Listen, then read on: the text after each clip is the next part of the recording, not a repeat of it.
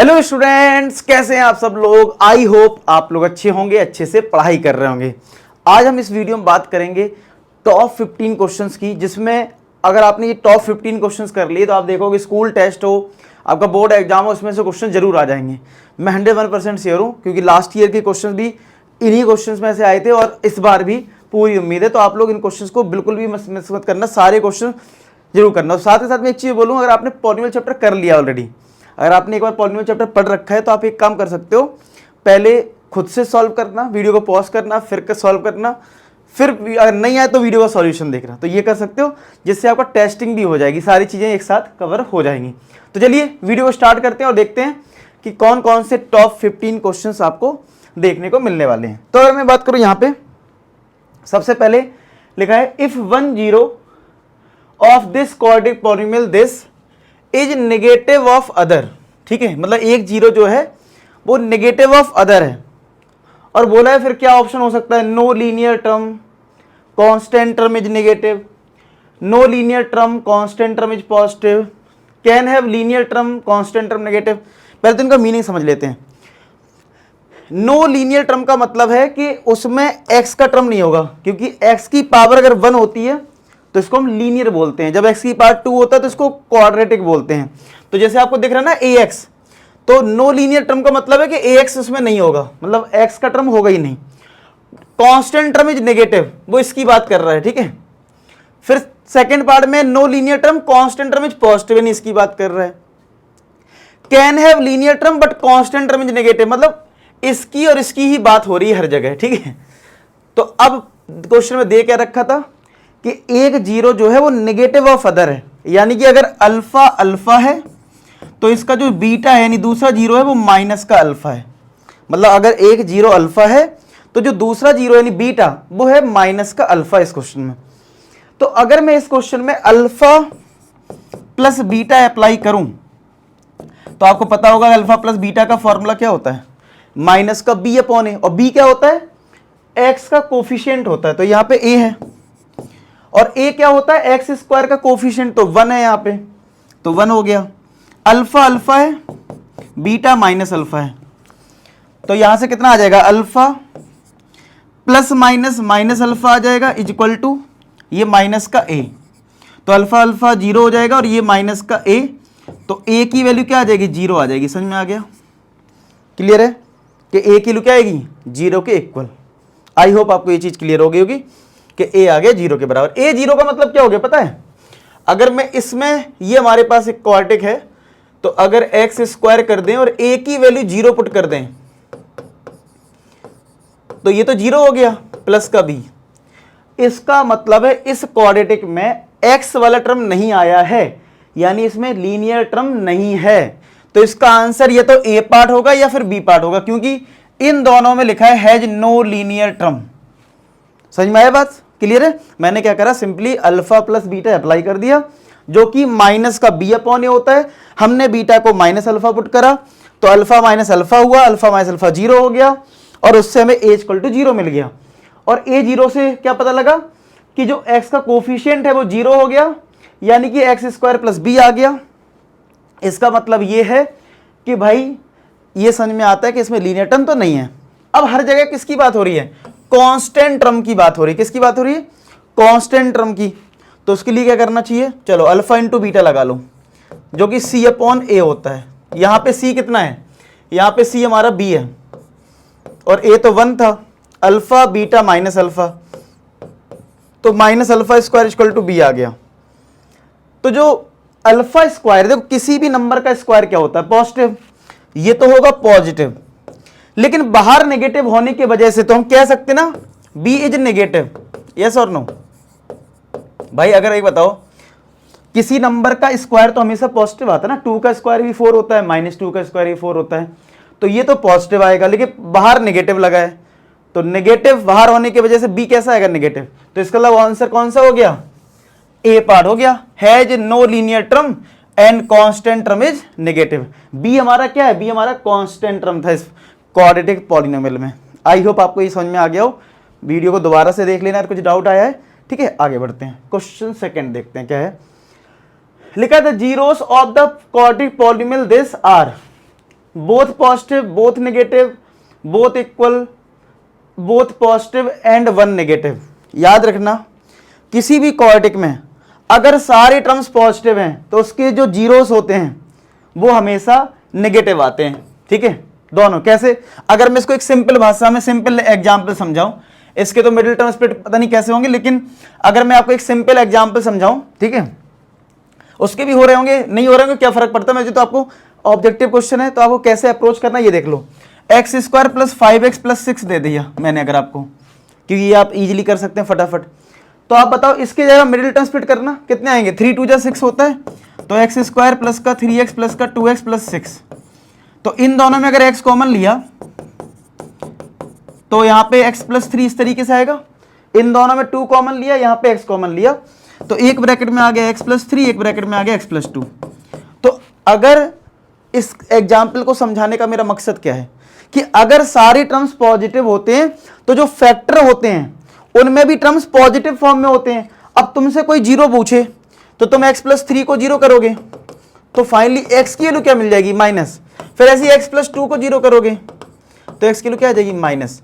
तो इसका मतलब ये है कि सारे टर्म्स अगर पॉजिटिव हैं तो हमारे जीरोस जो आते हैं वो कैसे आते हैं, दोनों ही नेगेटिव आते हैं, क्योंकि फैक्टर दोनों कैसे होते हैं, पॉजिटिव होते हैं। आया समझ में, क्लियर है बात। चलो तो इस तरीके से आपका जो आंसर होगा वो क्या हो जाएगा, बोथ नेगेटिव। ठीक है, क्वेश्चन नंबर 3 देखो, if one root of this equation, बल्कि दिस इक्वल टू 0 हटा दो तो क्वाड्रेटिक बन गया, पॉलिनोमियल कर देते हैं इसको पॉलिनोमियल। ठीक है, क्योंकि क्वाड्रिकेशन और पॉलिनोमियल में सेम टाइप के क्वेश्चंस होते हैं, सेम ही टाइप के क्वेश्चंस होते हैं, बस वहां पे पॉलिनोमियल में जीरोस बोलते हैं, इक्वेशन में रूट बोल देते हैं, होता वैसे ही है। तो क्या लिखा है, इफ वन रूट, रूट से मतलब है जीरो से, if one zero of this polynomial is 1/3 times of the other. हमारे पास पॉलिनोमियल है एक्स स्क्वायर प्लस का ax प्लस का b, ये हमारी पॉलिनोमियल है। क्या है, एक्स स्क्वायर प्लस का ax प्लस का b, ये हमारी पॉलिनोमियल है।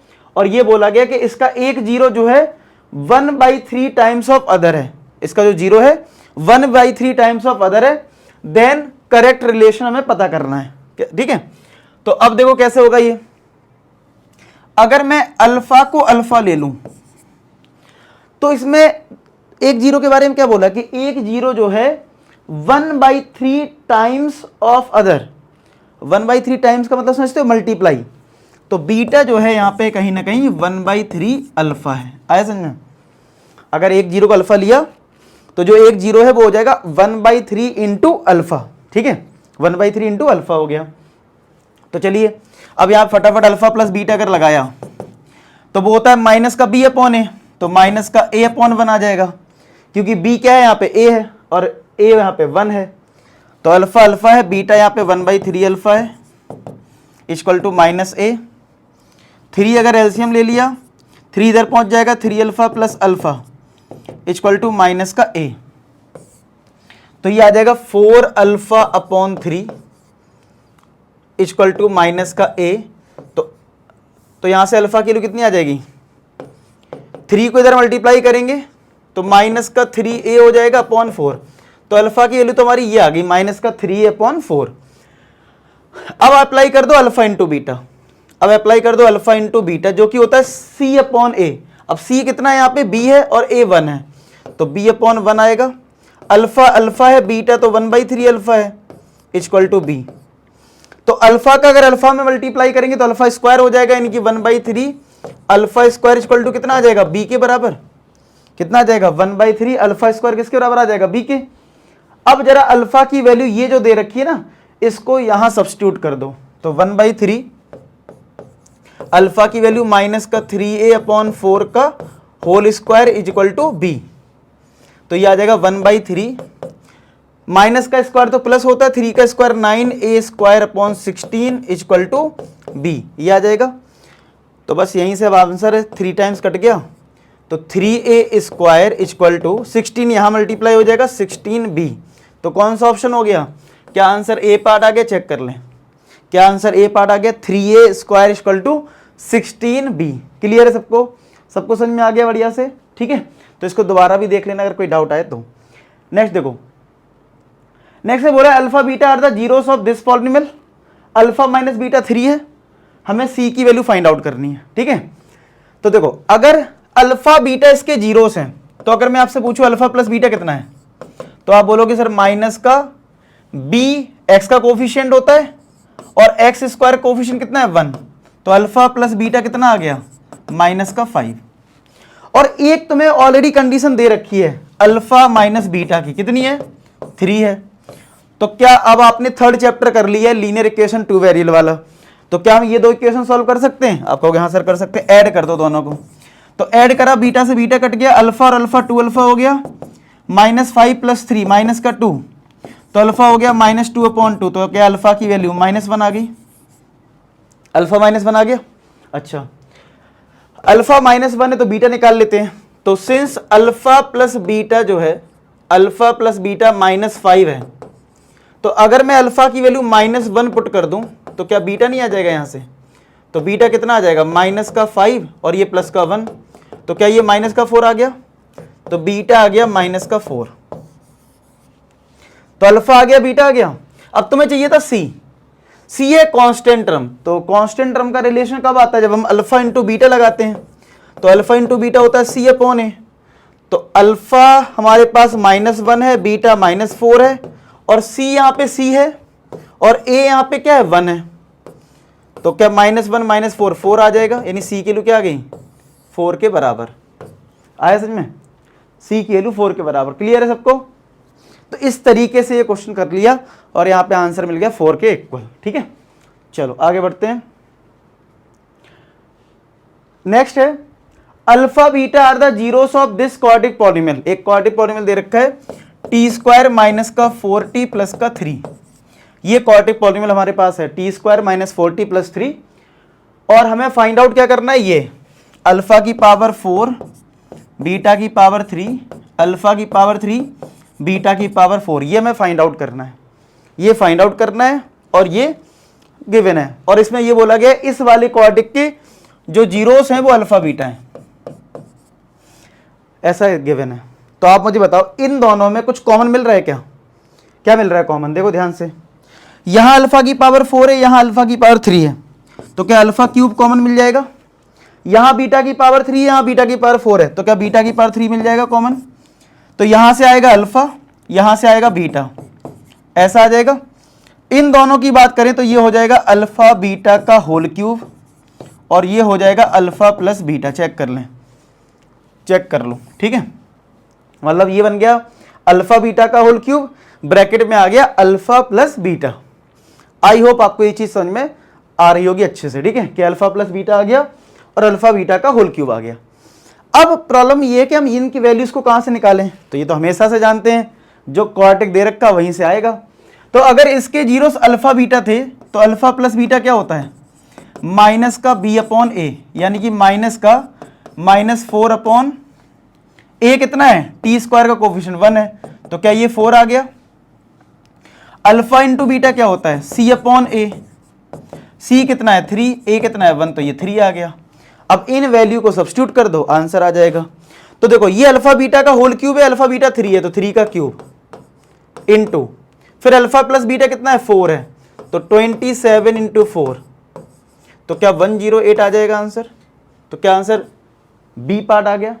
आया समझ में? तो इस तरीके से देखो क्वेश्चन कैसा भी हो, इन क्वेश्चन में एक बात याद रखना, अल्फा प्लस बीटा और अल्फा इंटू बीटा की जरूरत तो पड़ती ही पड़ती है, फिक्स है ये चीज। ठीक है, चलो नेक्स्ट देखो, alpha beta are the zeros of this polynomial. फिर फाइंड करना है alpha plus beta, alpha plus 1 into beta plus 1। जो फाइंड आउट करना है वो है alpha plus 1 into beta plus 1, और हमें जो क्वाड्रेटिक दे रखा है वो क्या है? x² माइनस का p ब्रैकेट में x + 1 माइनस का q, ऐसा दे रखा है। ठीक है, और अल्फा बीटा इसके जीरोस भी हैं। याद रखना पहले तो आपकी जो क्वाड्रेटिक है वो सिंप्लीफाइड फॉर्म में होने चाहिए, स्टैंडर्ड फॉर्मेट में होने चाहिए।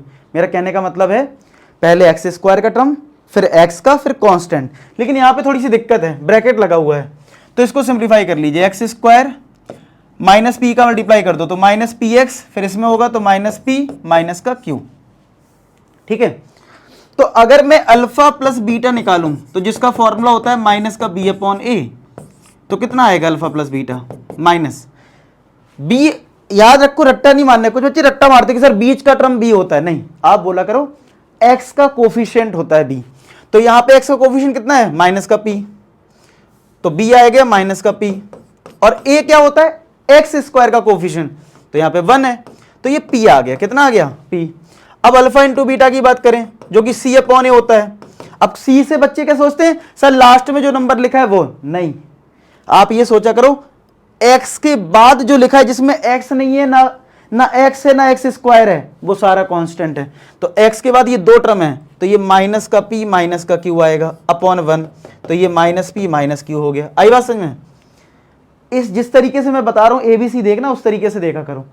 अब तुम्हें जो निकालना था उसको देखो, तुम्हें निकालना था alpha plus 1 into beta plus 1, ठीक है। तो अल्फा का अगर बीटा में मल्टीप्लाई करेंगे तो अल्फा बीटा, प्लस अल्फा का 1 में करेंगे तो अल्फा, बीटा का 1 में करेंगे तो बीटा, और प्लस का 1, ऐसा आ जाएगा। अब अल्फा इंटू बीटा कितना है minus P minus Q, alpha plus beta कितना है पी, तो ये पी पुट कर दो प्लस का 1, तो पी से पी कट जाएगा तो माइनस का क्यू प्लस का 1, यानी 1 माइनस का क्यू तुम्हारा आंसर आ जाएगा। क्या आ गया 1 माइनस का क्यू तुम्हारा आंसर आ गया। आई होप आपको ये चीज समझ में आ रही होगी। तो कौन सा ऑप्शन हो गया, क्या आंसर बी पार्ट आ गया, चेक कर लें, चेक कर लो क्या आंसर बी पार्ट आ गया 1 माइनस का क्यू, ठीक है। चलो नेक्स्ट है, अच्छा अगर आप लोगों को यहां तक क्वेश्चन में मजा आ रहा है, सब बढ़िया से कर रहे हो, वीडियो को लाइक कर देना और कमेंट सेक्शन में बता देना आपको ये सेशन कैसा लग रहा है, क्योंकि जब आप कमेंट सेक्शन में लिखोगे तो बड़ा अच्छा लगेगा मुझे, और मैं कमेंट को पढ़ूंगा और रिप्लाई देने की भी पूरी कोशिश करूंगा, ठीक है। चलो तो क्या लिखा है, alpha beta are the zeros of this polynomial. सबसे पहले एक काम करते हैं, जब भी अल्फा बीटा वाला क्वेश्चन आए ना, अल्फा प्लस बीटा निकाल लो और अल्फा इंटू बीटा। चलो तो अल्फा प्लस बीटा क्या होता है माइनस का बी अपॉन ए, यानी माइनस का बी क्या है एक्स का कोफिशिएंट -5 अपॉन एक्स स्क्वायर का कोफिशिएंट यानी 1, यानी ये 5 आ गया। अल्फा इंटू बीटा क्या होता है सी अपॉन ए, सी कितना है 2 और ये है 1, तो 2 अपॉन 1, तो ये कितना आ गया 2। समझ में आ गया? तो अल्फा प्लस बीटा आ गया 5, अल्फा इंटू बीटा आ गया 2, ठीक है। अल्फा प्लस बीटा आ गया 5, अल्फा इंटू बीटा आ गया 2, यहां तक क्लियर है? अच्छा तुम्हें निकालना क्या है 1 upon alpha plus 1 upon beta minus का 3 अल्फा बीटा। अब यहां पे एलसीएम ले लो अल्फा बीटा, तो ये इधर पहुंच जाएगा, ये इधर, तो बीटा प्लस अल्फा हो गया माइनस का 3 अल्फा बीटा। अब वैल्यूज पुट कर दो, बीटा प्लस अल्फा कितना है 5, अल्फा बीटा है 2 माइनस का 3 इंटू 2, तो ये आ गया 5/2 माइनस का 6, तो 2 एलसीएम लिया तो 5 माइनस ये 2 इधर जाएगा 12, तो माइनस का 7/2 आ जाएगा, यानी सी पार्ट। आया समझ में? बढ़िया से क्लियर है? तो इसका आंसर हो गया सी पार्ट। तो मतलब जब भी अल्फा बीटा का क्वेश्चन आए तो एक काम कर लेना है कि अल्फा प्लस बीटा और अल्फा इंटू बीटा निकाल लो, इतना तो कर ही देना ठीक है, कितना भी कॉम्प्लेक्स क्वेश्चन आ जाए, और उसके बाद देख लेना क्या फाइंड आउट करना, उसके अकॉर्डिंग कभी एलसीएम लेना हो सकता है, कभी कॉमन लेना पड़ सकता है, कभी मल्टीप्लाई करना पड़ सकता है, वो सारी चीजें रहती हैं। और एक हमारा तरक्की बैच चल रहा है बेटा, ठीक है, और इस तरक्की बैच को आप ज्वाइन कर सकते हो। इस तरक्की बैच में आपको एसएसटी दिखराज सर पढ़ाते हैं, संतोष सर साइंस पढ़ाते हैं, मैं आपको मैथ्स पढ़ाता हूँ, कृति मैम इंग्लिश। तो ये बहुत ही अफोर्डेबल प्राइस में एक आपके लिए बैच चल रहा है। अगर आप इसको ज्वाइन करना चाहते हैं तो नीचे आपको डिस्क्रिप्शन में लिंक मिल जाएगी, ज्वाइन कर लेना बाय यूजिंग कोड LA4S। हमारी A4S आर्मी है, ठीक है, A4S army, love A4S, love A4S, ठीक है। तो इस कोड का यूज करके आप सब्सक्रिप्शन वगैरह ले सकते हैं, ठीक है। और साथ के साथ जब आप बैच ज्वाइन करते हैं तो आपको 2000 क्वेश्चंस की एक्सक्लूसिव बुक मेरी तरफ से फ्री ऑफ कॉस्ट मिलती है। आपको चैप्टर वाइज बहुत सारे क्वेश्चन मिल जाते हैं और आपकी बेहतरीन तैयारी हो जाती है, ठीक है। चलो अब नेक्स्ट क्वेश्चन क्या है, alpha beta are the roots of this polynomial. और फिर कुछ दे रखा है, एक रिलेशन दे रखा है हम लोगों को। क्या रिलेशन हमें दे रखा है, alpha square plus beta square plus alpha beta, कितना दे रखा है 21/4, ठीक है। Alpha square plus beta square plus alpha beta कितना दे रखा है 21/4। हमें k की वैल्यू फाइंड आउट करनी है, ठीक है, और अल्फा बीटा रूट्स हैं इसके, तो देखो मैंने अभी भी बोला था आपसे कि आप दो काम कर लीजिए, एक काम बोलूं alpha plus beta, alpha into beta निकाल लो। तो एक बताओ अल्फा बीटा अगर इसके जीरोस हैं, रूट्स हैं, तो अल्फा प्लस बीटा क्या होता है, माइनस का बी अपॉन ए, यानी एक्स का कोफिशिएंट और अपॉन ए। तो क्या 5/2 आ जाएगा माइनस का, और अल्फा इंटू बीटा क्या आ जाएगा, सी अपॉन ए यानी के अपॉन 2 आ जाएगा। ये दो रिजल्ट हमने निकाल लिए और ये दे रखा है। अब आपको एक रिजल्ट याद रखना चाहिए alpha square plus beta square का, ये होता है अल्फा प्लस बीटा का होल स्क्वायर माइनस का 2 अल्फा बीटा। अब आप कहोगे सर कहां से आ गए, तो बता देता हूं। अगर मैं अल्फा प्लस बीटा का होल स्क्वायर लिखूं, यानी कि ए प्लस बी का whole square, a plus b का होल स्क्वायर क्या होगा, a square plus b square plus का 2ab, यही तो होगा, यही होगा। तो अगर मैं alpha square plus beta square find out करना चाहता हूं, तो ये जो 2 अल्फा बीटा है वो कहां जाएगा, एलएचएस में। इसीलिए ये बनेगा अल्फा प्लस बीटा का होल स्क्वायर माइनस का 2 alpha beta, alpha square plus beta square. आई बात समझ में, इसलिए ये फॉर्मूला आया, यानी alpha square plus beta square का ये फॉर्मूला आप याद रखें। और ये पहले से एक अल्फा बीटा है हमारे पास, और इक्वल टू है 21/4। इक्वल टू में क्या है, 21/4 है। तो देखो अल्फा प्लस बीटा का होल स्क्वायर माइनस का 2 अल्फा बीटा प्लस का अल्फा बीटा, यानी माइनस का अल्फा बीटा हो जाएगा इक्वल टू 21/4, यही तो आएगा। देख लो जरा, अल्फा प्लस बीटा का whole square minus 2 alpha beta plus का अल्फा बीटा माइनस का अल्फा बीटा आ जाएगा। तो अल्फा प्लस बीटा कितना है, माइनस का 5/2 का whole square minus alpha beta कितना है, k अपॉन 2 है, इक्वल टू 21/4। ठीक है, इक्वल टू 21/4 आया समझ में। अब यहां से सॉल्व कर लो, माइनस का स्क्वायर प्लस हो जाएगा, यानी 25/4 माइनस का k/2 इक्वल टू 21/4। अब ये जो 25/4 है इसको आरएचएस में कर दो, तो माइनस का k/2 इक्वल टू 21/4 माइनस का 25/4, ये आ जाएगा। ओके, तो ये माइनस का k/2 आ जाएगा, और 25 में 25 जाएगा तो माइनस का 4/4 हो जाएगा, 4 से 4 कटेगा, तो minus k/2 equal to -1, minus से माइनस भी कट जाएगा, और क्रॉस मल्टीप्लाई होके k की वैल्यू क्या आ जाएगी, 2 के इक्वल आ जाएगी। आया समझ में, तो k आ गया हमारा 2 के इक्वल। क्लियर, तो इस तरीके से हमें करना है। ठीक है, आया समझ में, तो k आ गया 2 के बराबर। अब यहां पे देखो नेक्स्ट क्या है, 10 of this quadric polynomial, polynomial हमारे पास है ax square plus 15x plus का 6।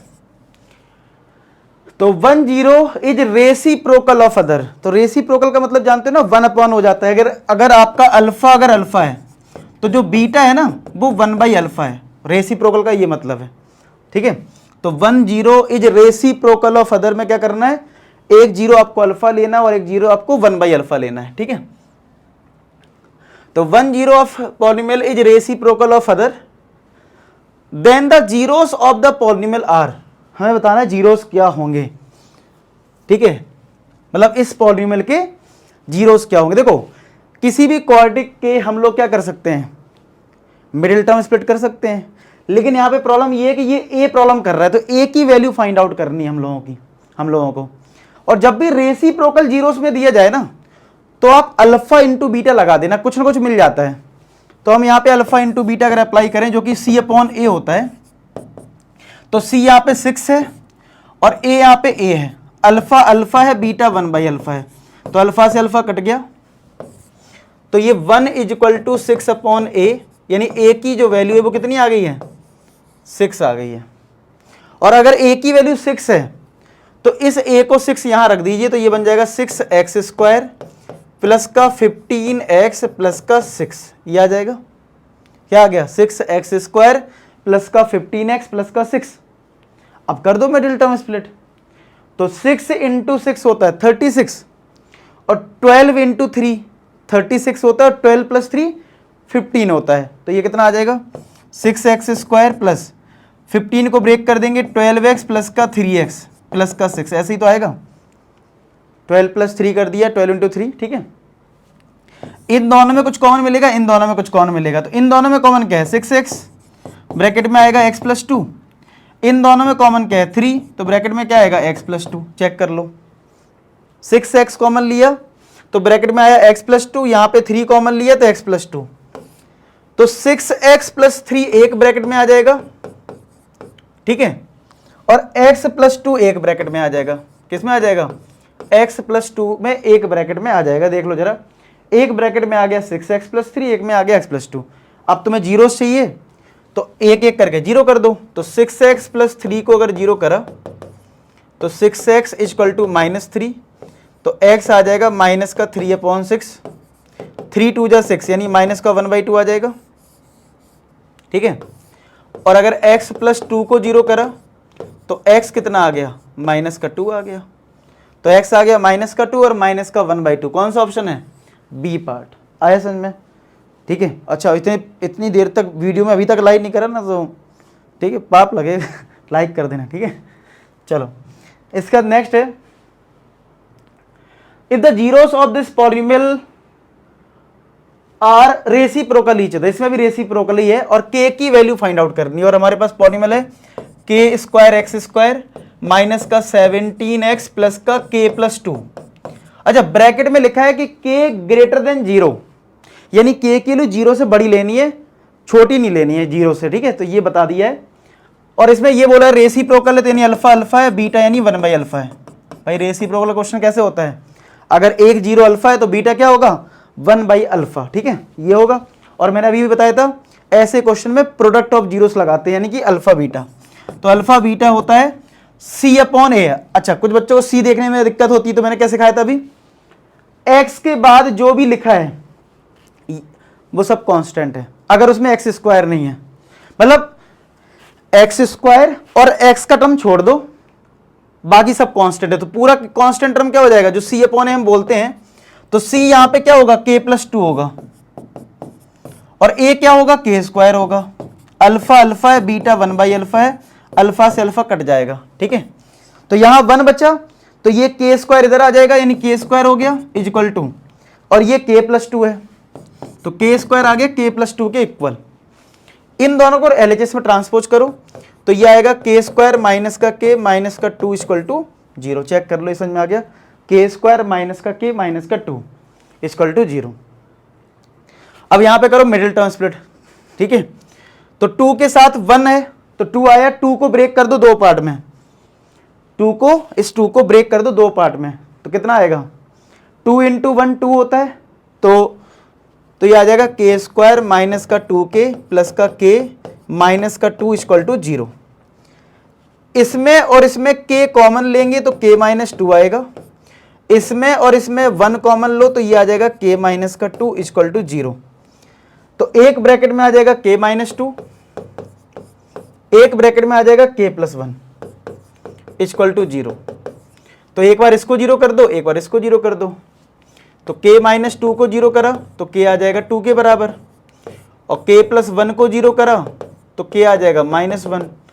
अब से क्वेश्चन में ये बोला गया था कि k की वैल्यू 0 से बड़ी लेनी है, तो नेगेटिव तो ले नहीं सकते हैं, रिजेक्ट हो गया, तो k किसके बराबर आ गया? 2k, यानी ऑप्शन ए। आया समझ में? क्लियर है? यहां पे आपको देखो जीरोस बताने हैं, ठीक है, the zeros of the polynomial, ठीक है। हालांकि इसको ऑब्जेक्टिव अप्रोच से हम जल्दी कर सकते हैं, लेकिन मैं चाहता हूं आप मिडिल टर्म स्प्लिट सीख लो इस टाइप के क्वेश्चन का। तो एक्स स्क्वायर लिखा है, माइनस का 3x है, माइनस का m ब्रैकेट में m प्लस 3 है, ठीक है। एक्स स्क्वायर माइनस का 3x माइनस का m प्लस 3। देखो मिडिल टर्म स्प्लिट कैसे करते हो आप लोग? जो कांस्टेंट नंबर होता है और जो एक्स स्क्वायर का कोफिशिएंट होता है वो मल्टीप्लाई होता है, तो ये तो 1 है, यानी हमारे पास जो कांस्टेंट टर्म आया वो आया m ब्रैकेट में m प्लस 3। अब इसको ऐसे दो पार्ट में ब्रेक करना है जिससे मल्टीप्लाई तो यही आए और बीच वाला नंबर आ जाए सम या डिफरेंस करके। तो यहां पे मुझे दो नंबर दिख रहे हैं, एक m प्लस 3 दिख रहा है और एक m दिख रहा है, दो नंबर नहीं दिख रहा है, एक m है और एक m+3, इनका मल्टीप्लाई करूंगा तो ये आ जाएगा। और अगर इन दोनों को माइनस कर दिया जाए तो m से m कट जाएगा तो क्या 3 आ जाएगा, जो 3 चाहिए। पकड़ गए लॉजिक? तो बस यही करना है। तो x² माइनस ब्रैकेट लगा लो और इस 3 की जगह क्या लिखेंगे, m+3, बीच में माइनस और फिर m लिखेंगे और x है तो x लिख देंगे। ठीक है, यानी हमने 3 को m+3 माइनस का m लिख लिया। ठीक है, और ये जैसा वैसे ही रहेगा, चेक कर लो ये स्टेप। तो जो भी मिडिल टर्म स्प्लिट का कॉन्सेप्ट है वही कॉन्सेप्ट हमने इसमें यूज किया है। तो x², अब ये माइनस जब इसके साथ जाएगा तो माइनस का m+3 होगा और x भी अंदर आ जाएगा, और ये माइनस माइनस प्लस का m होगा और x इसके साथ भी आ जाएगा, और ये माइनस का m+3, ऐसा रिजल्ट आएगा। अगर इन दोनों की बात करूं, इन दोनों की, तो इन दोनों में क्या हमें x कॉमन मिल रहा है, तो यहां से आ जाएगा x माइनस का ये आ जाएगा m+3, ब्रैकेट क्लोज। इन दोनों में m यहां पे, m यहां पे, तो m कॉमन ले लो तो आएगा x माइनस का m+3। चेक करें ये वाला स्टेप। ठीक है, चेक कर लो। ठीक है, तो यहां से कितना आ जाएगा, एक ब्रैकेट में आ जाएगा ये। ठीक है, यानी कि एक ब्रैकेट में तुम्हारा क्या आ गया, x माइनस का m+3, ये आ गया एक ब्रैकेट में, और एक ब्रैकेट में क्या आएगा, x प्लस का m आएगा एक ब्रैकेट में, और इसको कर दो 0 के इक्वल, इसको कर दो 0 के इक्वल। तो अगर हम एक बार इसको 0 करें, यानी x माइनस का ब्रैकेट में m+3, तो x की वैल्यू कितनी आ जाएगी, m+3 आ जाएगी, और x प्लस m को अगर 0 करें तो x क्या आ जाएगा, माइनस का m। तो माइनस का m और m+3 कौन सा ऑप्शन है, बी पार्ट है। आया समझ में? तो इस तरीके से ये कॉन्सेप्ट ध्यान रखना कि कैसे हमने इसको ब्रेक करा था दो पार्ट में। ठीक है, अब देखो यहां पे लिखा है जीरोस ऑफ द पॉलिनोमियल, तो यहां पे हमें रूट वाले क्वेश्चन का करना है। तो x² है माइनस का 2√2x है माइनस का 16 है। ठीक है, इसके हमें जीरोस पता करने क्या होंगे, तो 16 को ब्रेक करते हैं। 16 के तो प्राइम फैक्टर क्या होंगे, 2 2 2 2 2। अब इतना साफ साफ दिख रहा है कि बीच में √2 ला नहीं रहना है, तो एक 2 को हमें क्या करना चाहिए, √2 में लिखना चाहिए। तो ये 2 को चलो हमने √2 × √2 लिख लिया, और बाकी के 2 जैसे हैं वैसे ही लिखा रहने दो। अब देखो क्या कॉम्बिनेशन बन सकता है। तो अगर ये 2 ले लूं और एक √2 ले लूं, यानी ये, तो 2 2 जा 4 और ये √2, यानी 4√2 ले लूं, और ये जो 2 बचा और ये √2 को कंबाइन कर दो, यानी 2√2 ले लूं। तो क्या इनको माइनस करने से 2√2 आ जाएगा, यानी 4√2 में 2√2 माइनस कर दो तो आ जाएगा ये। तो क्या आ जाएगा, x² माइनस ब्रैकेट लगा लो 4√2, इसको क्या लिखेंगे, माइनस का 4√2x प्लस का 2√2x। ठीक है, तो ये आ जाएगा, और ये माइनस का 16 है। क्लियर है इस तरीके से? ठीक है, इन दोनों में x कॉमन मिलेगा तो x माइनस का 4√2 बचेगा। कई बार इसमें कंफ्यूजन होती, कॉमन क्या मिलेगा। देखो एक तो तुम्हें साफ साफ दिख रहा है 2 तो इसमें हो गई होगा। अच्छा इसमें देखो ये 16 था, 2 2 2 2, जब हमने 2 को ब्रेक करा √2 में और √2 में, तो आप देख सकते हो ना 2√2, ये तो है ही ना कॉमन। ये अगर 2√2 है तो इसमें भी तो 2√2 है, तो इसका मतलब 2√2 कॉमन मिल रहा होगा इसमें। तो ब्रैकेट में आएगा x माइनस, अब कितना बचेगा, तो देखो अगर ये कॉमन चला गया तो 2 2 जा 4 और ये √2, यानी 4√2 आएगा। तो क्या ये और ये सेम आ गया फैक्टर। तो एक ब्रैकेट में आ गया x माइनस 4√2 और एक ब्रैकेट में आ गया x प्लस 2√2। एक फैक्टर क्या आ गया, x माइनस का 4√2, एक आ गया x प्लस का 2√2। अब एक बार इसको 0 कर दो और एक बार इसको 0 कर दो, x की दो वैल्यूज आ जाएगी। ठीक है, तो चलो कर दो। तो x माइनस 4√2 को 0 के बराबर कर दो, तो x कितना आ जाएगा, 4√2, और एक बार x प्लस 2√2 को 0 के बराबर कर दो तो x कितना आ जाएगा, माइनस का 2√2। तो 4√2 माइनस का 2√2 कौन सा ऑप्शन है, बी पार्ट। ठीक है, तो इस तरीके से ये आ गया। इसके बाद लिखा number of zeros of this polynomial. देखो जीरोस कैसे निकलता है, जीरोस होता क्या है, x की वो वैल्यू जिस पे पॉलिनोमियल 0 हो जाए। तो हमारा जो polynomial f x equal to दे रखा है एक्स माइनस 2 का होल स्क्वायर प्लस का 4। तो अगर मुझे जीरो पता करना है, यानी एक्स की वैल्यू पता करनी है जिसपे ये पॉलिनोमियल जीरो हो जाए, तो मैंने जीरो कर दिया, तो x माइनस 2 का होल स्क्वायर प्लस का 4। अब यहां से हम लोग x की वैल्यू फाइंड आउट करने की कोशिश करेंगे, ठीक है। जीरोस का बचपन से यही कॉन्सेप्ट था कि x की वो वैल्यू जिसपे px यानी पॉलिनोमियल जीरो हो जाए। तो इस प्लस 4 को इस साइड करा तो माइनस 4 बन गया, और ये आ गया x माइनस 2 का होल स्क्वायर। क्या आ गया? x माइनस 2 का होल स्क्वायर आ गया। किसी भी नंबर का स्क्वायर, किसी भी नंबर का स्क्वायर क्या नेगेटिव हो सकता है? आप कहोगे नहीं, तो यहां से आपको कोई वैल्यू नहीं मिलने वाली, नो वैल्यू ऑफ x। और जब x की कोई वैल्यू नहीं मिलेगी यानी कि नंबर ऑफ जीरोस क्या होंगे इसके? जीरो, क्योंकि हमें कोई x की वैल्यू नहीं मिल पा रही है। फिर सुनो ध्यान से, क्यों नहीं मिली? क्योंकि किसी भी नंबर का स्क्वायर कभी नेगेटिव नहीं हो सकता है, तो आप इसको सॉल्व नहीं कर सकते हैं। आप कहोगे सर हम इसको ओपन कर दें a माइनस बी के होल स्क्वायर से, कर देना, तब भी नहीं मिलेगा, ठीक है, नहीं मिल पाएगा। क्योंकि लॉजिक क्या कहता है, किसी भी नंबर का स्क्वायर क्या आना चाहिए? पॉजिटिव। हमारे 10th क्लास तक, हालांकि 11th में हो सकता है, वो कॉम्प्लेक्स नंबर होते हैं, लेकिन अभी नहीं बात कर रहे हैं, अभी रियल नंबर्स की बात कर रहे हैं। रियल नंबर में किसी भी नंबर का स्क्वायर नेगेटिव नहीं होता है, तो कोई वैल्यू नहीं मिलेगी।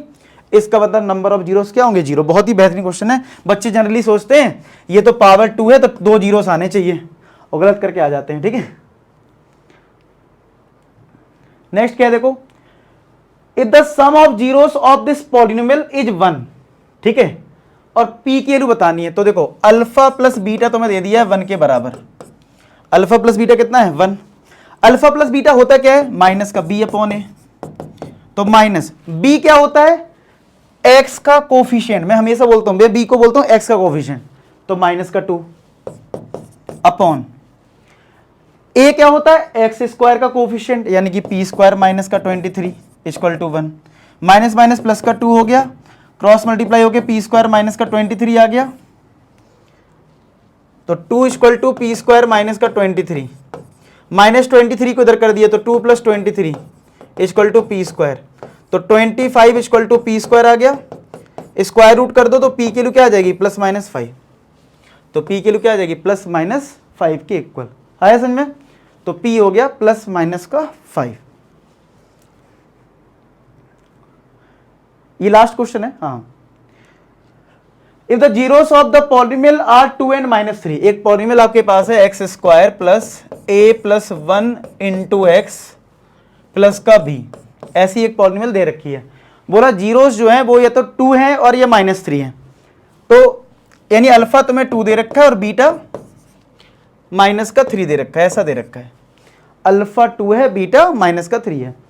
तो अगर आप अल्फा प्लस बीटा अप्लाई करते हो जो कि माइनस का b अपॉन ए होता है, तो माइनस b क्या है? x का कोफिशिएंट यानी a प्लस 1 अपॉन a क्या होता है? एक्स स्क्वायर का कोफिशिएंट यानी 1। अल्फा 2 है, बीटा माइनस 3 है,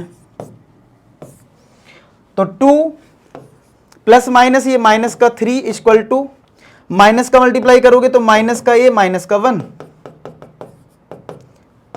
ये प्लस 1 हो जाएगा, तो 0 इक्वल टू माइनस ए, तो माइनस से मल्टीप्लाई भी करोगे तो a कितना मिलेगा? 0 ही मिलेगा, a यानी 0 आ गया। और अगर मैं अल्फा इंटू बीटा अप्लाई करूं जो कि c अपॉन ए होता है, तो c यहां पे क्या है? कांस्टेंट टर्म b है, a तो 1 था, अल्फा 2 है, बीटा माइनस 3 है, तो ये माइनस का 6 आ गया b। तो 0 और माइनस 6 कौन सा ऑप्शन है? D part. तो आई होप ये 15 क्वेश्चंस आपको समझ में आए और आप ये कर लेते हो तो मैं 101% श्योर हूं बोर्ड एग्जाम हो चाहे आपका स्कूल टेस्ट हो, सब में आप तबाही मचा दोगे, ठीक है। तो बाकी मिलते हैं नेक्स्ट वीडियो में, तब तक अपना ख्याल रखें, पढ़ाई करते रहें। लास्ट में एक ही बात बोलूंगा कि आप सभी सफल हो। धन्यवाद।